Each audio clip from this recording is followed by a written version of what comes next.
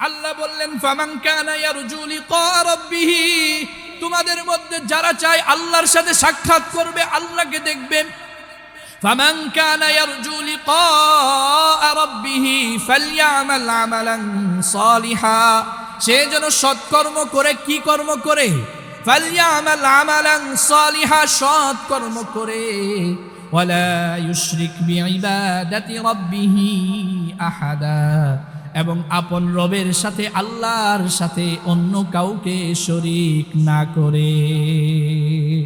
আল্লাহ পাক রব্বুল আলামিন সূরা কাহফের শেষ নাম্বার আয়াতে আপনাদেরকে জানায় দিতেছেন, তোমরা যদি আমাকে দেখতে চাও, আল্লাহকে দেখতে চাও, তাহলে তোমাদের কাজ দিতেছি দুইটা। কয়টা? দুইটা। এখন আমার জানতে ইচ্ছা করতেছে, আমরা যারা এখানে বসে আছি, আমরা কি আল্লাহকে দেখতে চাই কিনা? কে কে চায়? হাত উঠায়। আল্লাহ কবুল করুক, হাত নামায় ফেলি। আল্লাহকে কি দুনিয়া থেকে দেখা যায়? তাহলে আখিরাতে কি দেখা যাবে? বিশ্বাস হয়?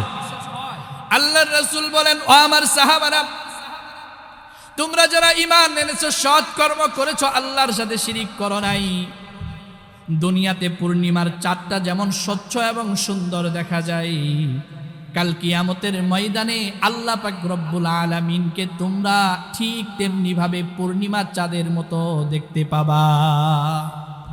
আল্লাহর মাঝে আর তোমাদের মাঝে কোনো পর্দা থাকবে না, আল্লাহ সরাসরি তোমাদের সাথে দেখা করবেন। এজন্য আল্লাহ পাক রব্বুল আলামিন জানায় দিলেন, দুইটা কাজ করতে হবে। কুল ইন্নামা আনা বাশারুম মিসলুকুম ইউহা ইলাইয়া আন্নামা ইলাহুকুম ইলাহু ওয়াহিদ ফামান কানা ইয়ারজু লিকা রাব্বিহ ফালইয়ামাল আমালান সালিহা ওয়ালা ইউশরিক বিইবাদাতি রাব্বিহ আহাদা। আল্লাহ বললেন, ফামান কানা ইয়ারজু লিকা রাব্বিহ, তোমাদের মধ্যে যারা চায় আল্লাহর সাথে সাক্ষাৎ করবে, আল্লাহকে দেখবে, ফামান কানা ইয়ারজু লিকা রাব্বিহ ফালইয়ামাল আমালান সালিহা, সে যেন সৎকর্ম করে। কি কর্ম করে? ফালইয়ামাল আমালান সালিহা, সৎকর্ম করে। ওয়ালা ইউশরিক বিইবাদাতি রাব্বিহ আহাদা, এবং আপন রবের সাথে আল্লাহর সাথে অন্য কাউকে শরীক না করে। তাহলে ঈমান আনতে হবে কার উপরে? কোরআন কারীমের যতগুলো আয়াত পাবেন, যে আয়াতের ভিতরে আল্লাহ পাক রব্বুল আলামিন ঈমানের কথা বলেছেন, যে কোনো আয়াতে আল্লাহ তাআলা ঈমানের কথা বলেছেন, সেই সমস্ত আয়াতে আল্লাহ তাআলা আমলে সালেহের কথাও বলেছেন। ইন্নাল্লাযীনা আমানু ওয়া আমিলুস সালিহাত ওয়াল্লাযীনা আমানু ওয়া আমিলুস সালিহাত আল্লাযীনা ইউমিনুনা বিল গায়বি ওয়া ইউকিমুনাস সালাহ। যখনই তোমরা ঈমান আনবা, ঈমান আনার পাশাপাশি সৎকর্ম করবা, সৎকর্ম করবার 5 ওয়াক্ত নামাজ সময় মতো আদায় করবা। ভাইরা আমার, এই মজলিস থেকে প্রতিজ্ঞা করি, ঈমান আনার পরে সর্বপ্রথম আল্লাহ পাক রব্বুল আলামিনের পক্ষ থেকে আমার উপর অর্পিত যেই হুকুম, সেটা হচ্ছে নামাজ। সেটা কি? নামাজ। নামাজ নাই, আল্লাহর সাথে সম্পর্ক নাই। নামাজ এবং কুফুরের মধ্যে, অর্থাৎ নামাজ যারা আদায় করবে তারা হবে মুসলিম, আর যারা নামাজ আদায় করবে না তাদের নামটাও মুসলমানের কাতারের ভিতরে থাকবে না। এজন্য ফজর কাজা করব, ফজর কাজা করলাম, ঘুমায় থাকলাম, এমনও তো হতে পারে রূহটা আল্লাহ পাক রব্বুল আলামিন যেটা নিয়ে গেছেন ঘুমের সময়, এটা যদি ভিতরে ফেরত না দেয়, আর জেগে থাকা সম্ভব? কেমন করে ঘুমাও তুমি,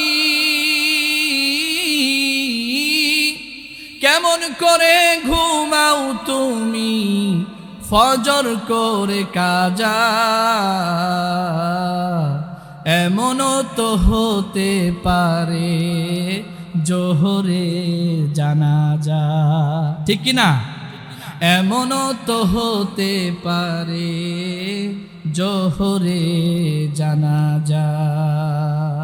কেমন করে ঘুমাও তুমি, কেমন করে ঘুমাও তুমি, ফজর করে কাজা। এমনও তো হতে পারে জোহরে জানাজা।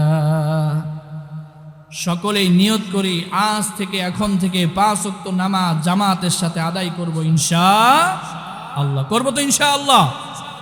তাহলে আল্লাহর সাথে আমরা সকলেই কিন্তু সাক্ষাৎ করতে চাই। আমরা কিন্তু হাত উঠায় আল্লাহকে দেখাইছি না? তাহলে আল্লাহর সাথে দেখা করতে হলে কাজ কয়টা করতে হবে? 2টা। কয়টা? 2টা। ফালইয়ামাল আমালান সালিহা, সৎ কর্ম করতে হবে, গুনাহ থেকে বাঁচতে হবে। ওয়ালা ইউশরিক বিইবাদাতি রাব্বিহি আহাদা, রবের সাথে কাউকে শরীক করা যাবে, রবের সাথে কাউকে শরীক করা যাবে। যা কিছু দেয় কে দেয়? সব যদি আল্লাহ দেয়। এখন দেখবেন কিছু মানুষ গরু ছাগল মুরগি নিয়ে এক দরবারে যায় কি যায় না? তারা কার কাছে যায়? বাবার কাছে যায়, পীরের কাছে যায়। বলেন তো পীরকে যিনি খাওয়াই তিনি কে? কথা কয় না।